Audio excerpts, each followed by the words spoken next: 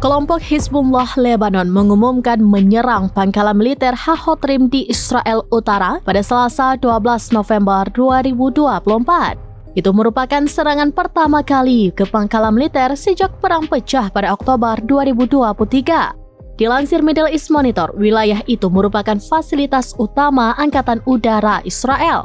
Pangkalan itu terletak 40 km atau 24,8 mil di selatan kota Haifa. Tempat itu mencakup unit transportasi udara dan manufaktur mesin. Saat itu, Hizbullah meluncurkan salvo rudal canggih. Kami menargetkannya dengan salvo rudal canggih, kata Hizbullah. Di sisi lain, Hizbullah juga menyerang pangkalan logistik untuk Brigade ke-146 Israel. Serangan ke timur kota Nahariya itu dilancarkan dengan meluncurkan drone.